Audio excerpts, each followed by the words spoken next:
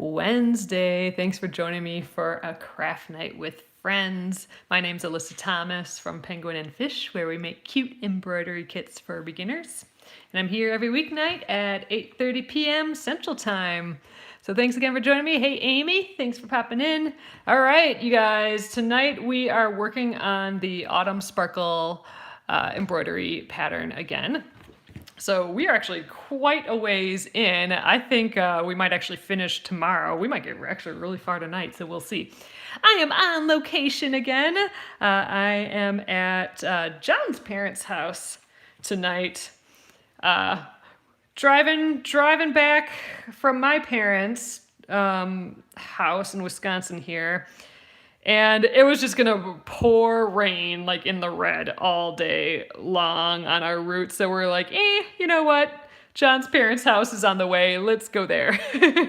So we're waiting out all the storms from today here, and I'll head back tomorrow. So it's just kind of nice. Kind of nice to see them again, so that's great. All right, here we go. I left off with this cute little oak leaf. Hey Sylvia, hey Christy, thanks for popping in. All right, and I think we're gonna need another piece of thread to finish this, but we'll see how far we can get on this oak leaf with just this piece of floss. So I'm coming up in that loop from before, and we'll get going here.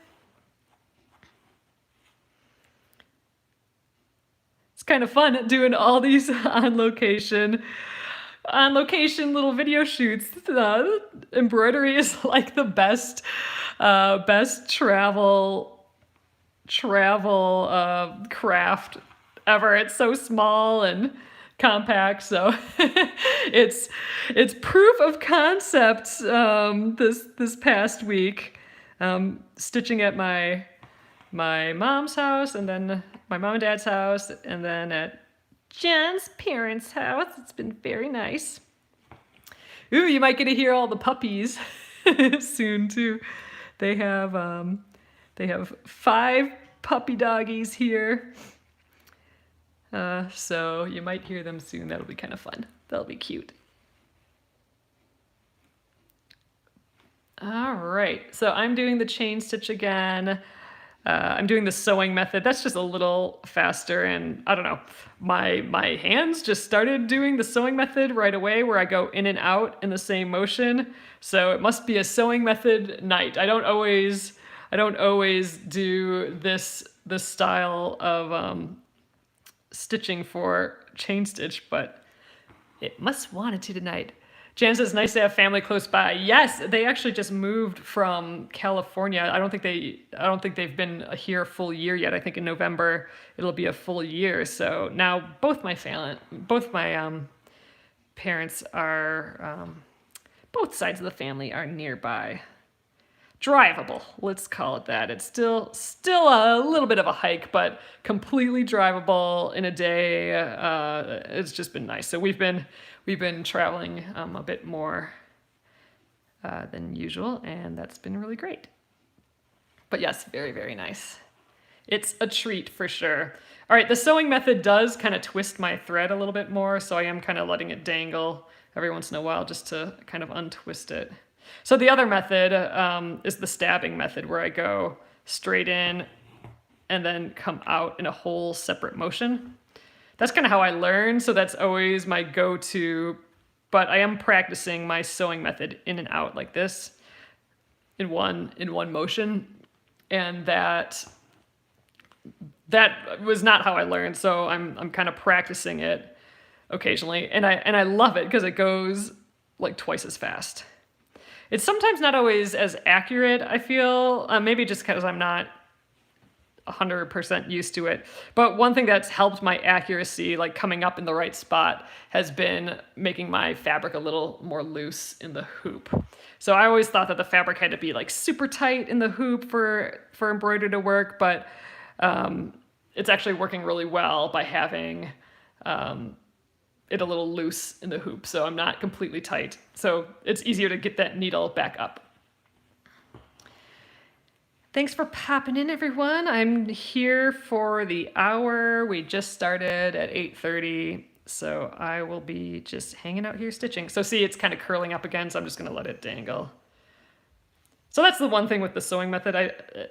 The stabbing method, I don't really have that problem. So that's fine.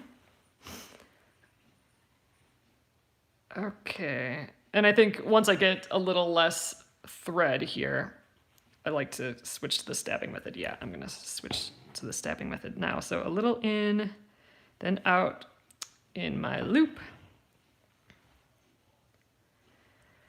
So I hope everyone had a lovely day. My plan was just to drive home. It's like a 5-hour drive back to my house for my parents, but the whole entire, we were looking at the radar, the whole entire radar for the second half of our trip was going to be like red rain.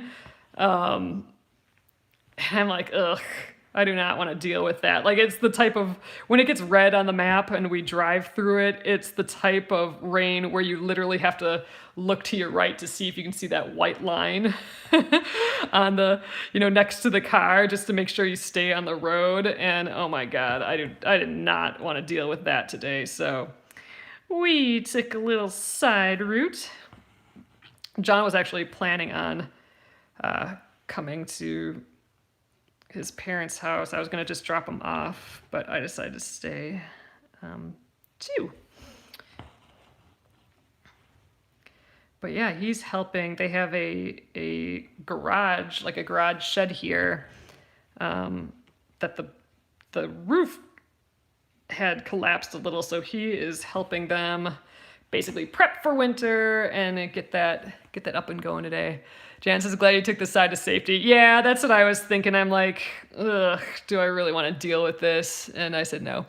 Mine says drive by Braille. Oh, feel the bumps. Oh my God. Yeah, I do not want to do that. All right, I'm gonna try that thing. I think Jan maybe, or Sylvia, I don't know. Someone mentioned this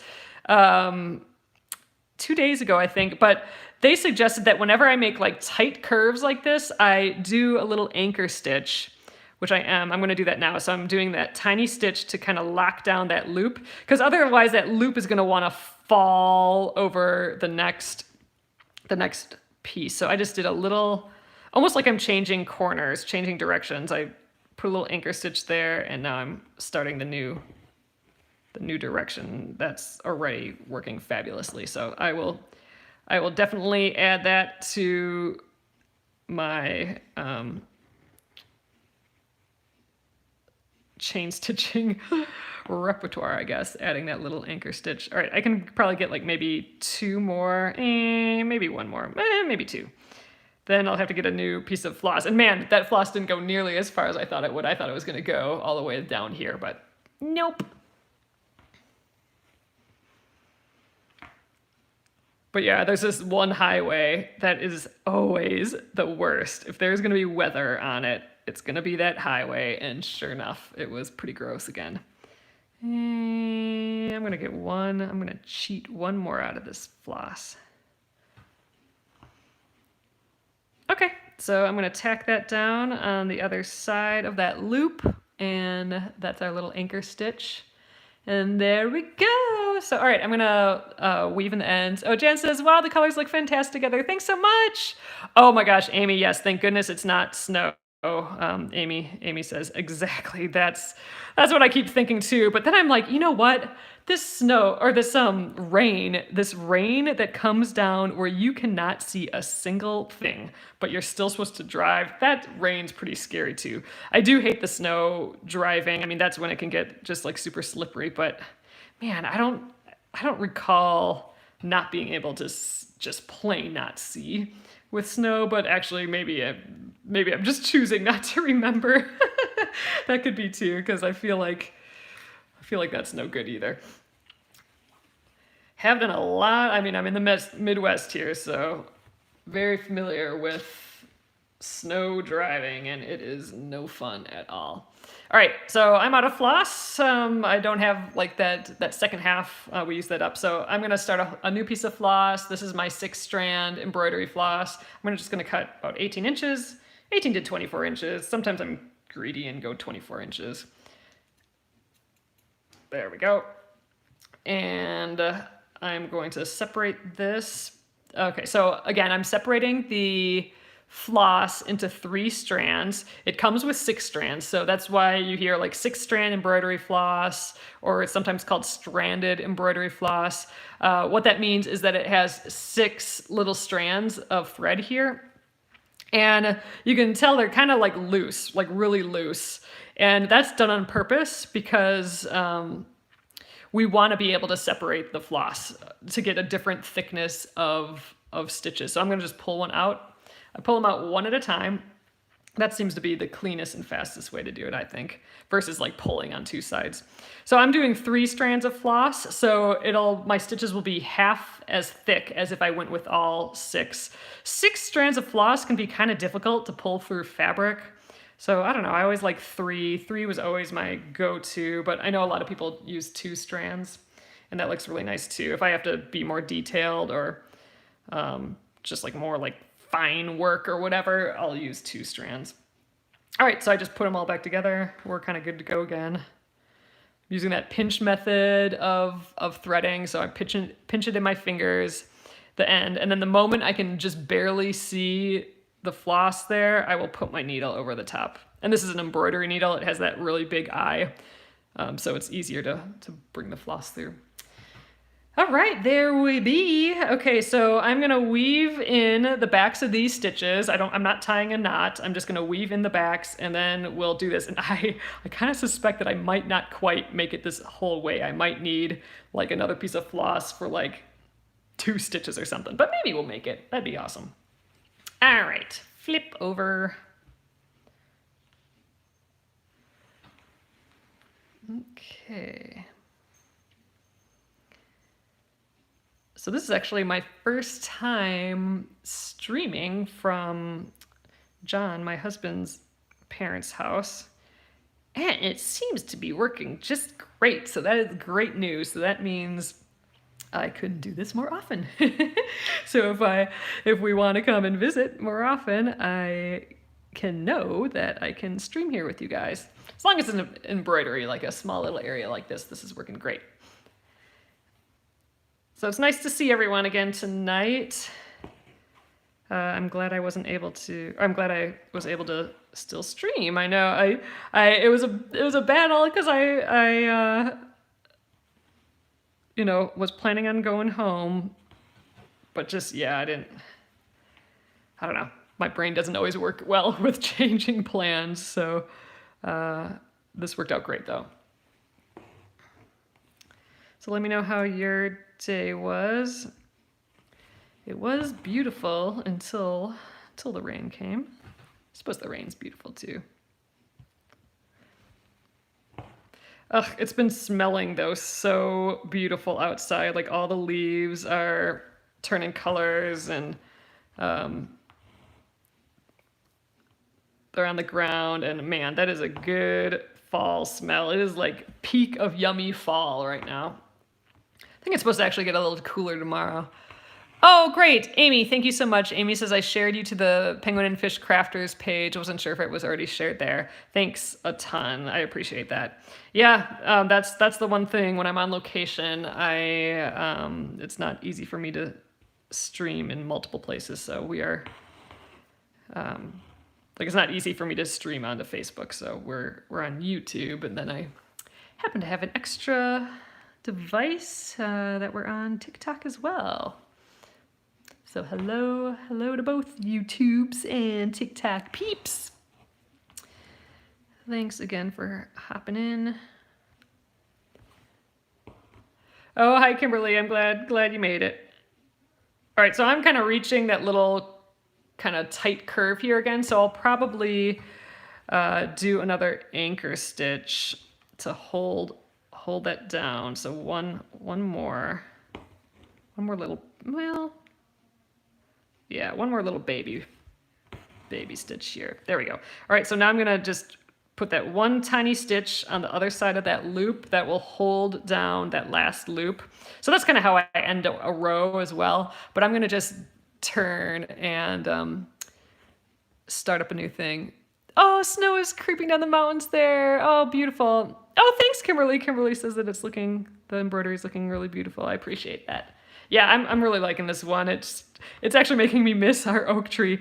It's kind of, the idea of this came from our oak tree that's started out super small in front of our house, but we've been at our house 10 years already, which seems crazy to me, but it's getting nice and big, and it gets these big, pretty oak leaves.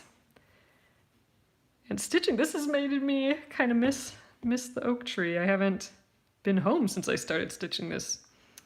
Been on location at my parents' and then on location at John's parents'. That's fun though. They both live in nice wooded areas, and it's just gorgeous. I'm not sure if either of them have oak trees though. Huh, I'll have to ask. Yeah, I don't think there's any at my parents' house. Oh, Catherine says geese are really flying south the last few mornings. Yeah, all sorts of birds are doing that. We saw, or John's parents said that they saw some white birds, like the size of, okay, so let me know if you guys know what this is or have a hunch. Okay, first of all, we're in the Midwest, like Wisconsin, okay? North Wisconsin. So it's a white bird. This is all I know. It's not a seagull, but it's kind of the size of a hawk, and there's several of them flying together. So presumably, like, migrating. But what would that be? What's a like hawk-sized white bird that's not a seagull? Oh, Kimberly says it's been 70 to 80s this week in upstate New York. Oh, it was 70s yesterday. It's seriously, the past like 3 days have been the most beautiful fall days. Ugh. All right, I'm gonna put another little anchor stitch here. This is sort of a tight curve. I think I'm gonna make that a habit. When I make tight little curves like that, I'm gonna add that anchor stitch. That seems to be working really well. There we go. And I think I'm gonna have plenty of floss to get to the end. Yay.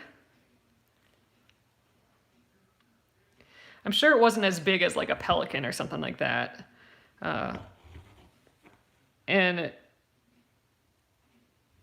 I think they were just migrating. I don't think they were hanging out, Amy. I think they were just flying over. And hawk-like, I guess. So that, to me, would cancel out, like, oh gosh, those tall birds with long legs. I can't think of them. That's hilarious to me that I can't think of what those are called. But anyway, like cranes, like that means, to me, that would mean not a type of crane.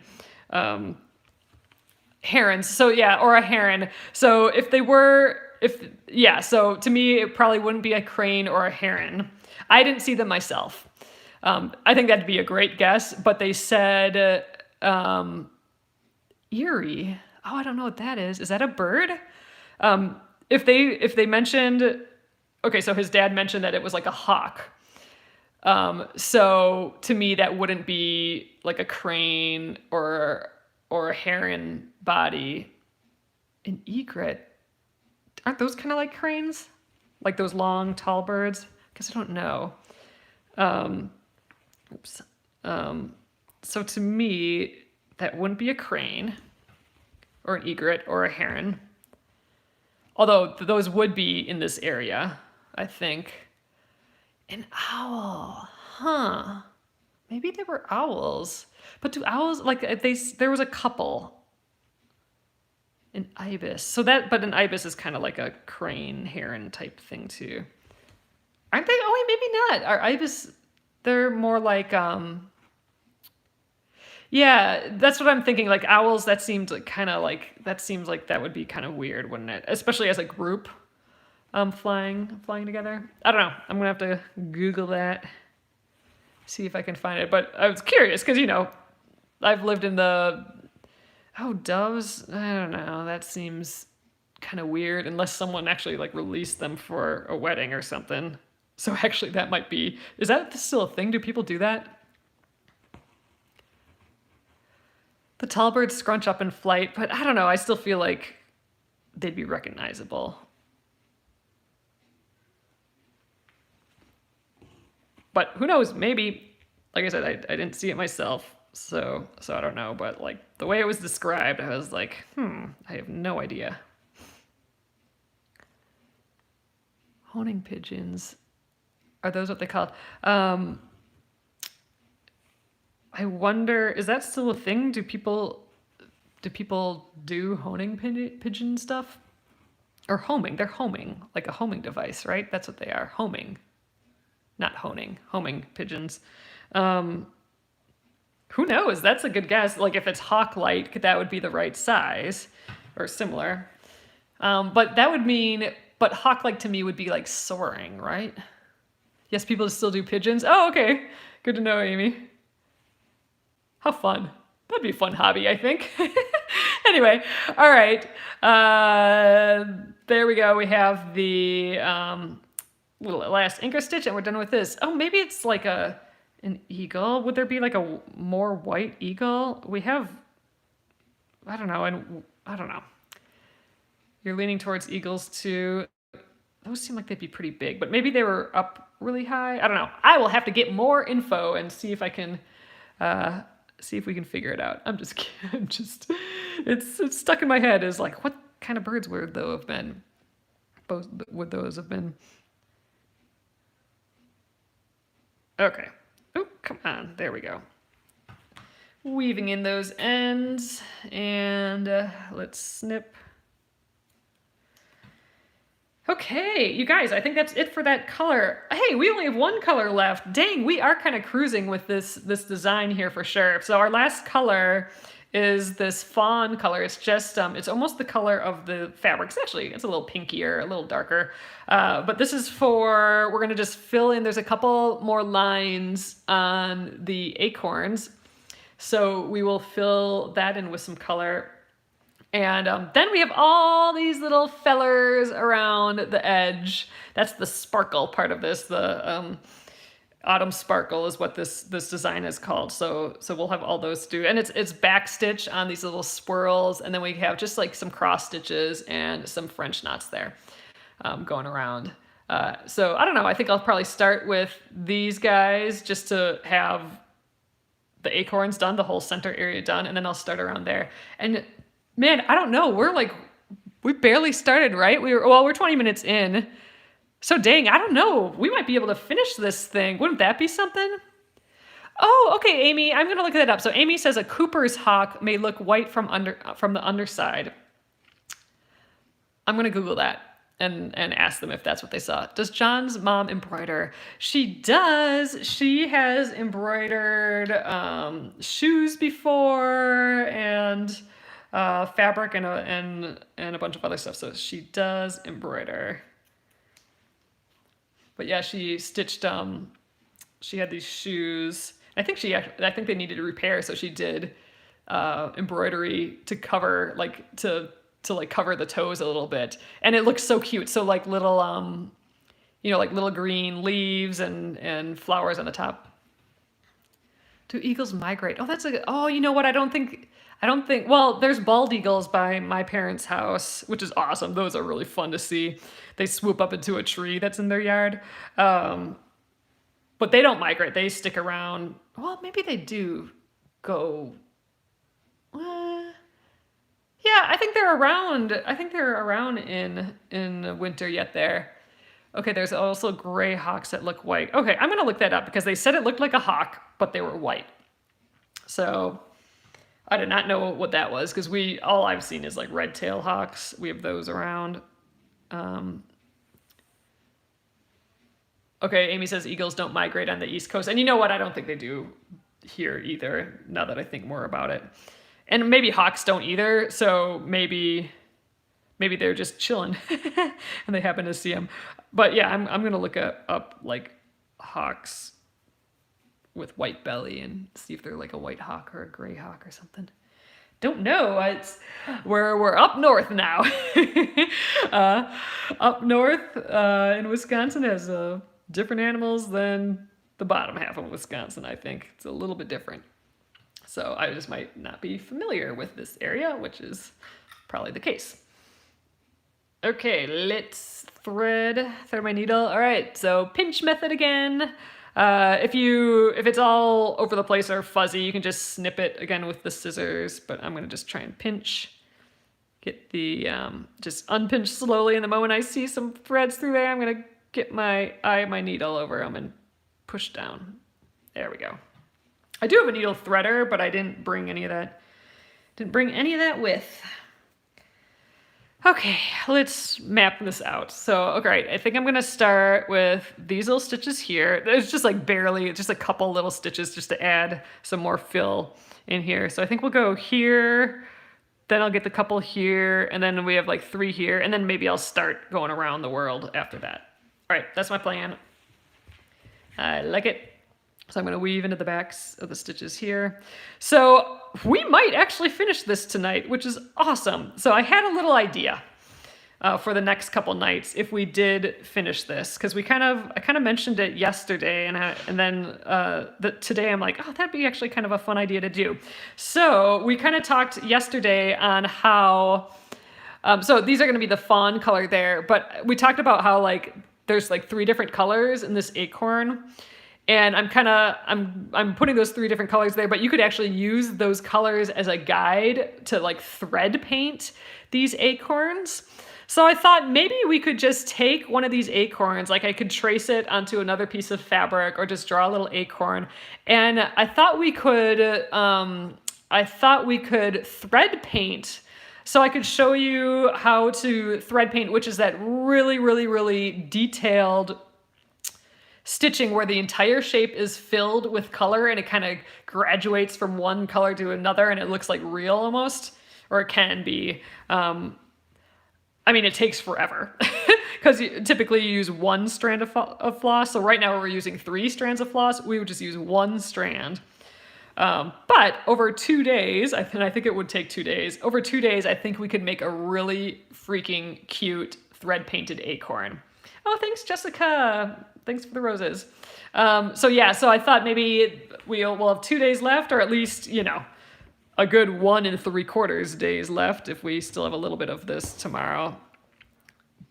But we haven't thread painted in a little while, and I thought, dang, these acorns would be just right for that.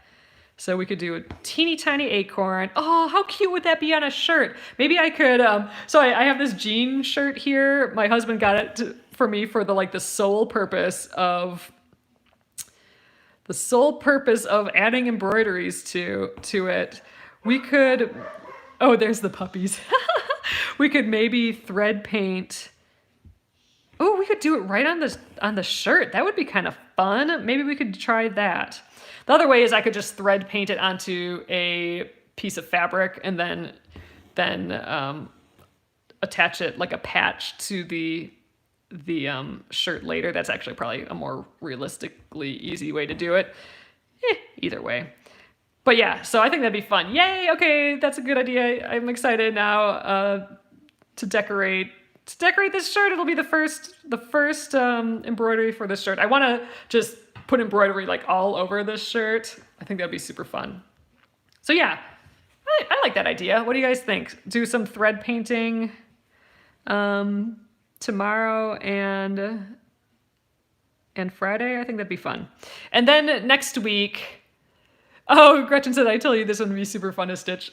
I am having like this. Oh, make a covered button. Oh, that'd be a cute idea that's a good idea, Sylvia, for thread painting, like a little itty bitty thing. Oh, Gretchen says, sure, I'm in. All right, I'm going to just I want to jump over here, but it's kind of a big jump, so I'm going to go underneath some other stitches to get over there. About like so. Yeah, I think that'd be fun. And then next week, we're actually going to take our finished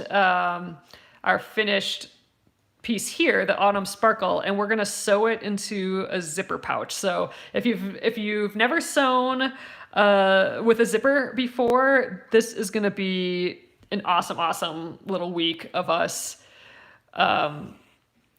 doing the zipper pouch. Google crazy. Oh, Amy, I missed that comment.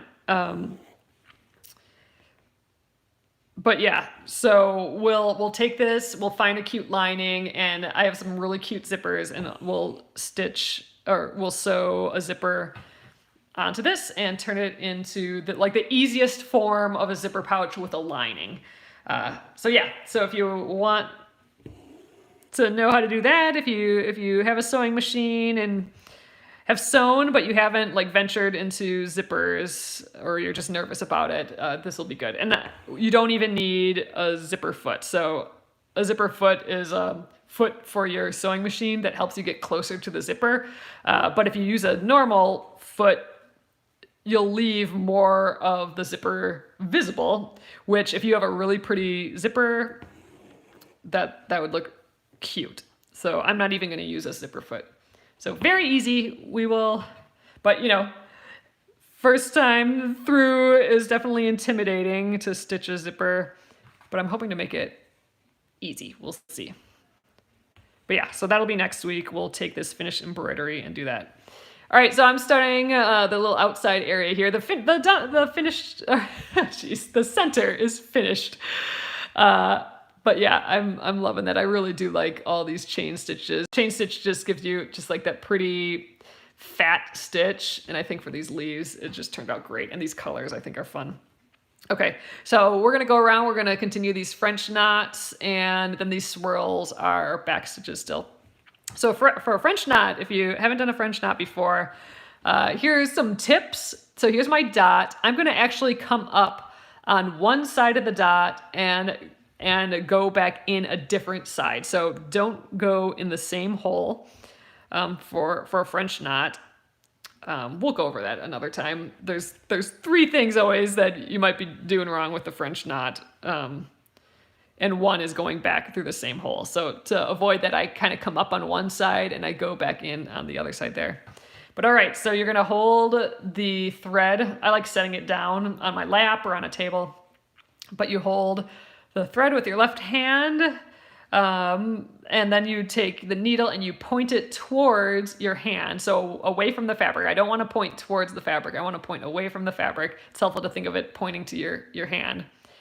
And I'm holding 2 inches or so here. I'm gonna just wrap the needle around twice, like so. I'm gonna hold those stitches with my finger. That's important. And now I'm gonna go and point the needle to the fabric. So that's the first time I'm pointing towards the fabric. So now I'm gonna put the needle on the other side of that dot. So I have a few little pieces of thread in the middle there, pieces of fabric strands in the middle. And I'm only gonna go halfway with my needle. Then I'm gonna lift up my finger and pull those loops to the end. So those loops are against the fabric there. I'm still halfway through with the needle. Then I'm gonna hold those loops with my thumb. People don't always do this, but I find it helpful. I'm gonna hold those loops with my thumb so they don't get away from me. And now I'm gonna go and pull slowly the floss through those loops. And then once I can feel it go all the way through, then I can lift up with my thumb there. And that is a nice little French knot. So I'm just gonna do another one here. Here's more normal speed. Loop around twice, hold those loops, point towards the fabric, pull those loops tight, and I always put my thumb there. Better safe than sorry, I think. And there we go, another cute French knot. All right, so let's go through the rest of this. We got a whole pile of French knots over here, but I'm just kind of going around in a circle, and we got some back stitches to do next. These cross stitches, they're basically straight stitches. I'm doing one straight stitch and another straight stitch. I'm not really worrying what side I do first or anything. Okay, more back stitches around here.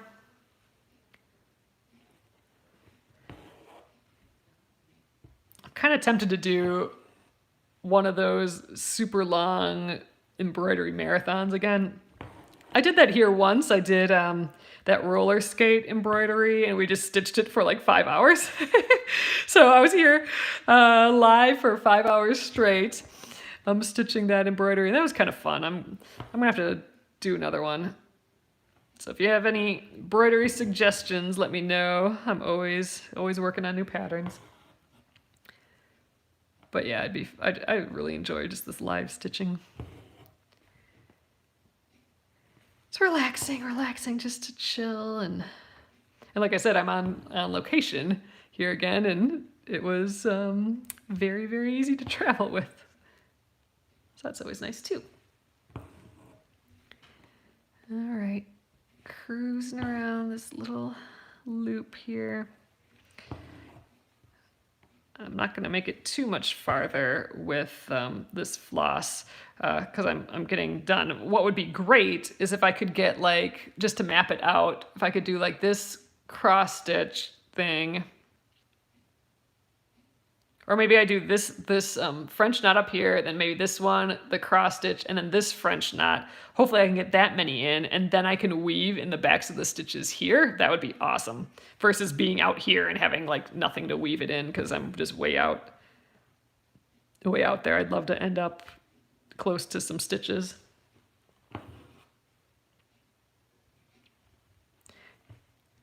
Did you hear the puppies before? They have 5 puppies here. So there's Eddie and Minnie and Macy and Lucky and Nevaeh are the puppies here, and they're all so silly and cute. Ooh, man, I don't know if I'll have enough to do all those things. Oh, what kind? I suspect there's a golden retriever, so that's Maisie, and she's the puppy. The rest are old man and old lady dogs. Actually, Minnie is I think a Chihuahua Jack Russell sort of mix, maybe a Chihuahua mix. Maybe she's all Chihuahua. I'm not sure. I think she's some sort of mix. They're all mixes, I think. Lucky, they're all kind of little. Lucky, I don't know what he is, but I suspect some sort of small spaniel mix. Oh, Chad does not know the puppy. So this is Catherine. This is John's parents' house. So not my parents. My parents have Chad the kitty. John's parents have the puppies. Let's see. Nevaeh is like an old lady pit bull. She looks like a little pig. She's skinny but has like the giantest head. And Eddie is, that old man Eddie is like a Jack Russell Terrier mix of some sort too. Was that 5? I think so. 5 puppies. So many puppies. All right, I think I have enough floss to get me here. Ugh, if I could get down here, that'd be great.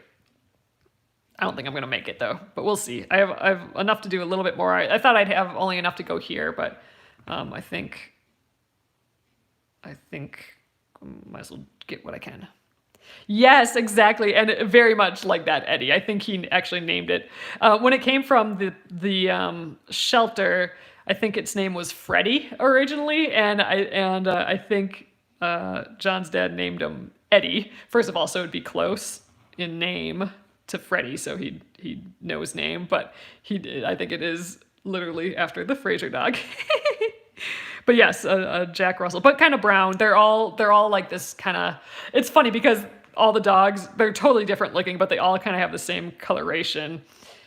Well, in varying degrees. So all right, I'm out of floss here, so I'm gonna jump over here and weave in the end, and we'll start a new one.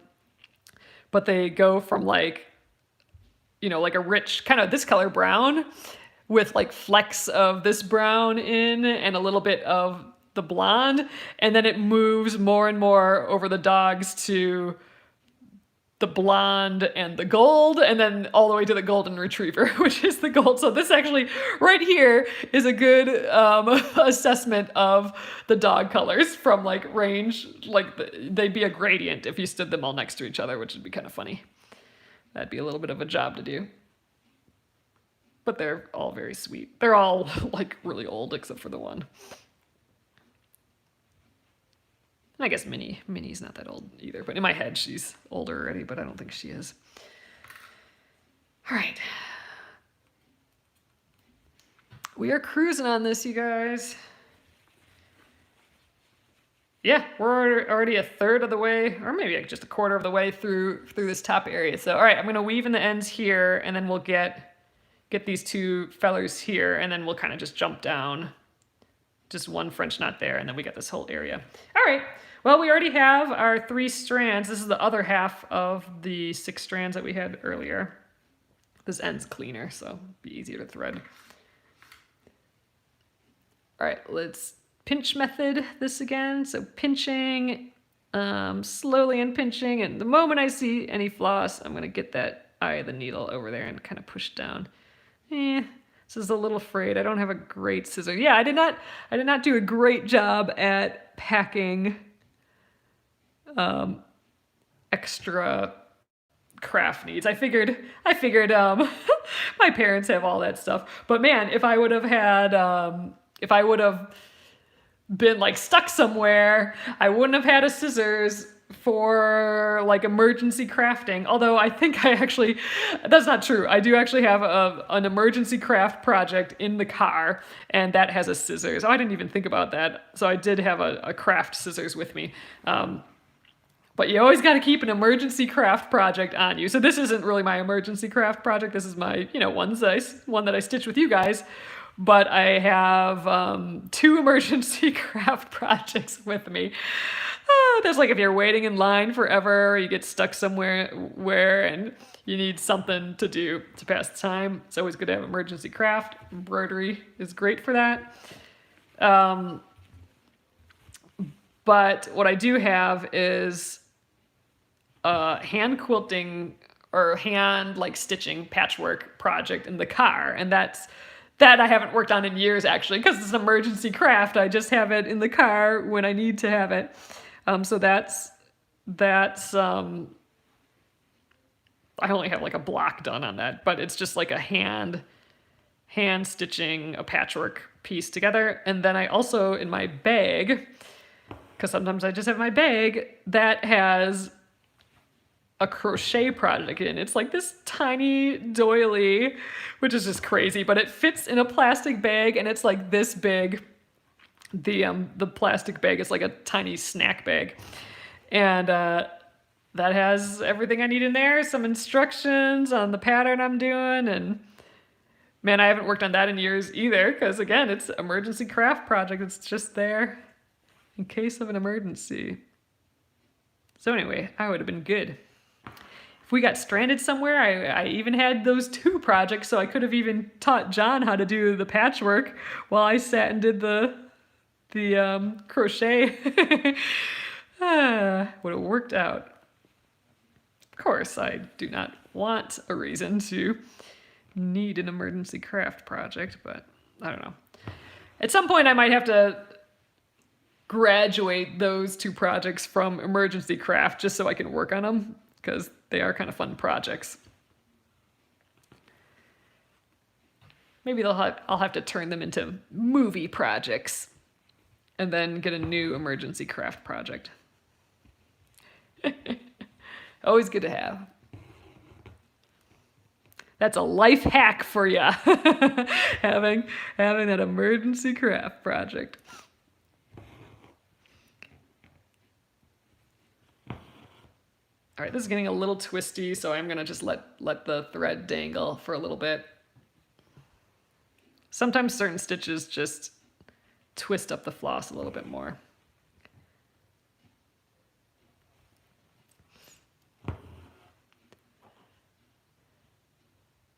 Man, you guys, I said that John came to help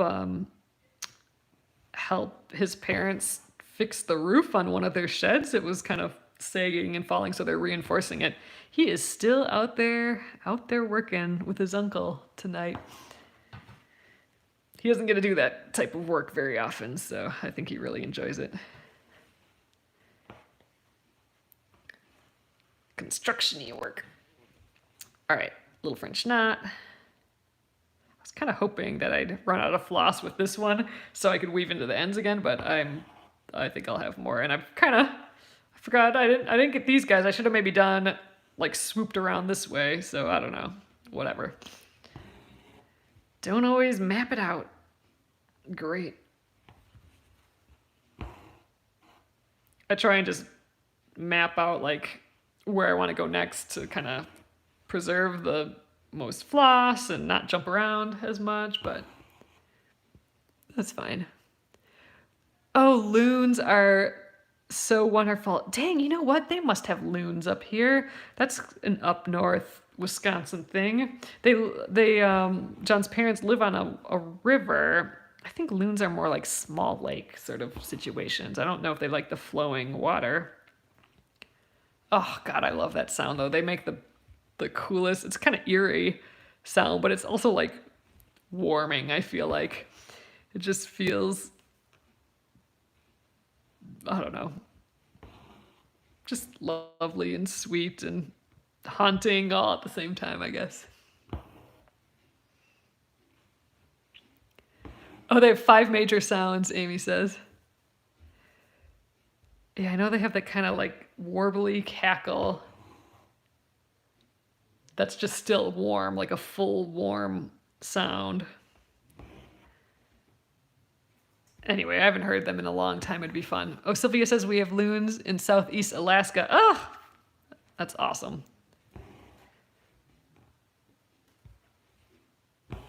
Way back in the day, my dad used a loon as his logo for his dental practice. Oh, a chortle. A chortle. That is a great way to describe it. I did not do a good job at describing it, but that chortle, I know exactly the sound. I know that sound. And it definitely, a chortle describes it perfectly.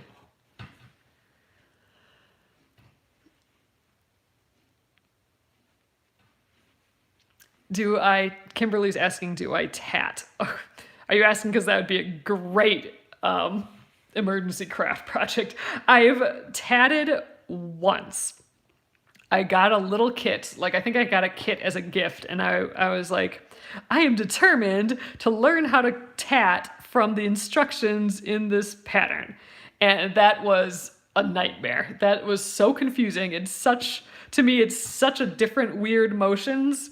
Like the idea of sliding that shuttle back and forth. I mean, I kind of get it now, but like that is not a motion that I even knew was in like crafting. So it was very new to me, but I would love to give it another go. Oh, Sylvia does. Sylvia says she tats. Such a funny word. But I would love to give it a try again because that would be a fabulous emergency craft project. You literally could put it in like the smallest pocket. Like if you have like jeans with a tiny, tiny pocket, you could put a tatting project there. Just to bring with you. Oh, now I'm excited about that. I'll have to give it a try again. I do have a tatting shuttle at home. And I don't know, we'll have to give it a try. You know what? That would be kind of a fun thing to do. So maybe next Finish It Friday. So November's coming up, you guys. So the first Friday of each new month, I work on something that I haven't worked on in a while. I kind of stop whatever current project I'm working on to play around with something else. That would be maybe a fun time to kind of learn how to tat again. I'll have to have the instructions nearby and like a YouTube video ready to look up while we're live, just in case I completely get confused again. Ooh, I bet you could tat with embroidery floss. Ooh, wouldn't that be pretty? Okay, we're gonna tat with embroidery floss for the next Finish It Friday. I'm gonna have to give that a try. Ooh, God, that would be fun. Right. I think this little X is gonna be my last. Well, nah, I can get to this. I can get to this French knot here. That's a little bit closer to weaving in the ends here. I need 2 shuttles. I have a tatting shuttle.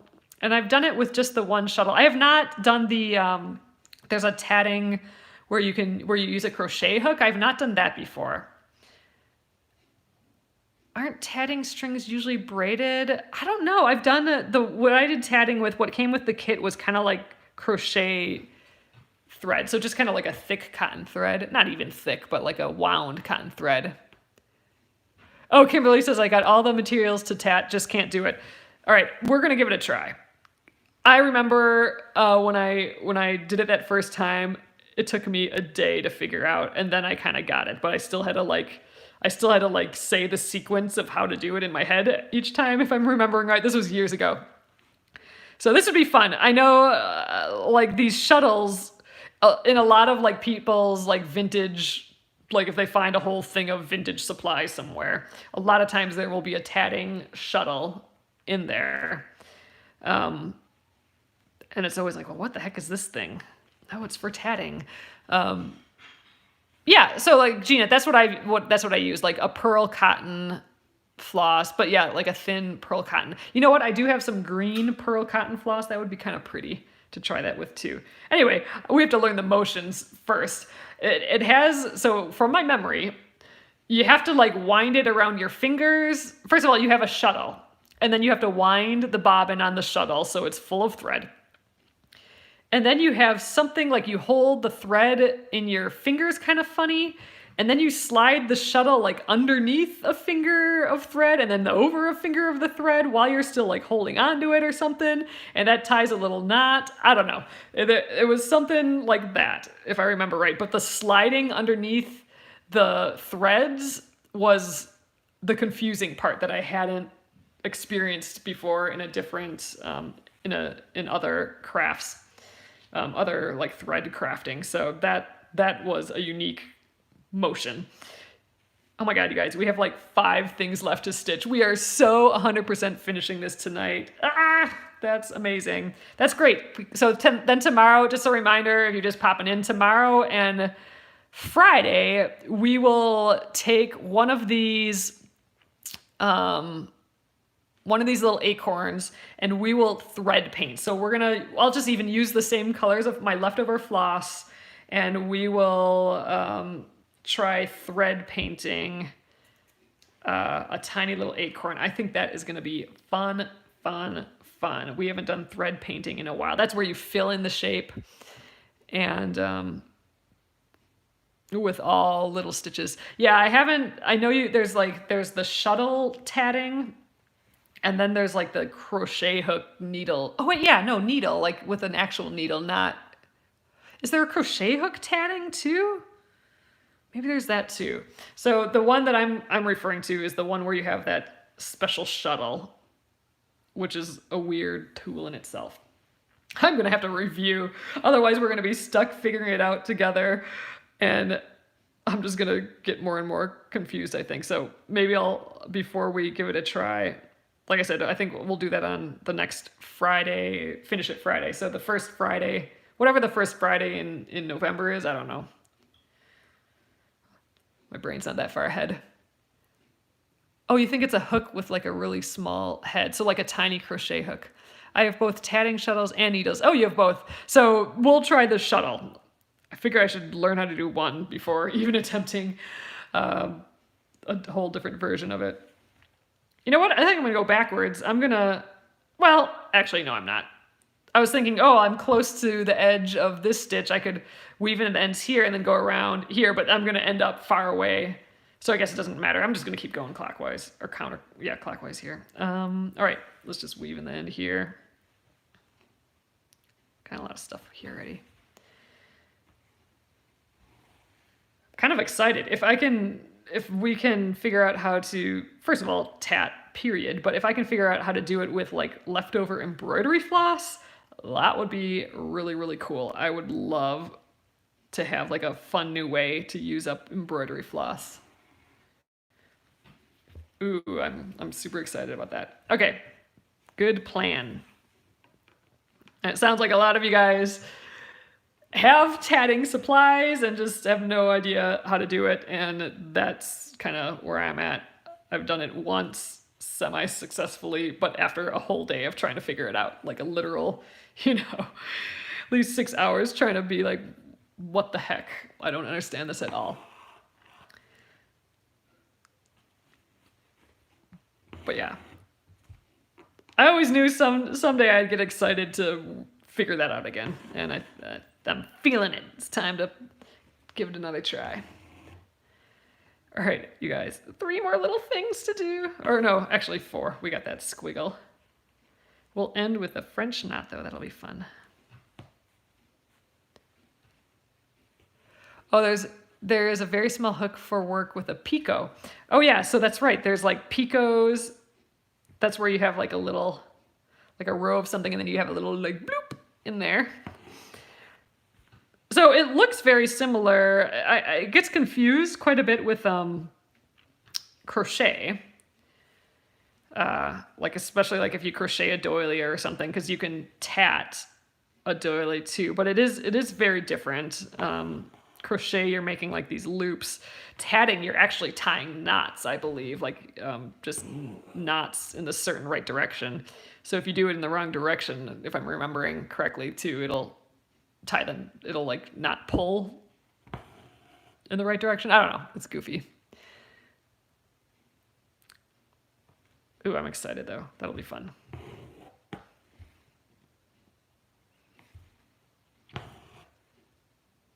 Definitely gonna have to do a little refresher though, I think, beforehand. All right, we are almost done. And this is gonna take exactly an hour to finish this up. So I would say this, I am stitching probably a little faster than leisurely. Like if I was embroidering while I was watching a movie or a show or something, I'm sure this would take twice as long. But if you're just concentrating on it and stitching away, this took me 3 sessions here, so about 3 hours. That seems pretty quick still. I might have been stitching at super speed. But yeah, it's about 3 hours. I suspect, it might be closer to 4 or 5 if you're just chilling. All right, we have 1 little French knot left, then it's done. Okay.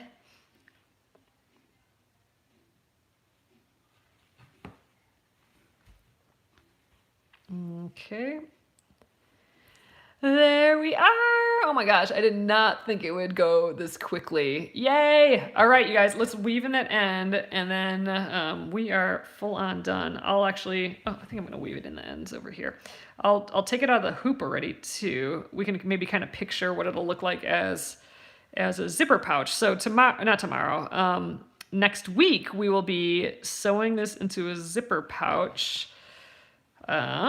And I have a bunch of cute zippers yet. If any of you are interested in trying out a zipper pouch with me, they'll all ship out tomorrow. So I've been gone, so haven't shipped them yet, but they'll all ship out tomorrow. So they should still get there in time to work on them. But there we are. Okay. So yay, it's so pretty. All right, I'm gonna take it out of the hoop here. And I'll probably press it before sewing it into the zipper pouch. So here we are. I actually didn't wrinkle it too much, so I'll press around the edge.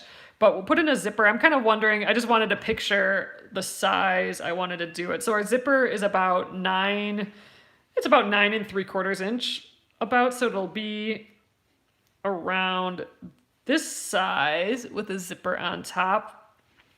Then we can make it any height we want. I think I kind of want to frame it. I do like the little rectangle look. So maybe we just frame it in the middle, or like put this guy in the middle. All right, so it'll be kind of like so, with the little zipper on there.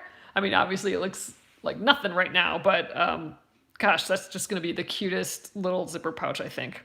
A great size. Yeah, fun. So that'll be next week's project. We will turn our little embroidery here into a zipper pouch. Amy says, Alyssa, I bought this kit. Am I allowed to trace it and use? Oh yeah, use on a punch needle. Oh yeah, that'd be. I'd love to see it when you're done. Yeah, that'd be great. All right. So you guys, let's call it a night here. Thank you guys again for joining me.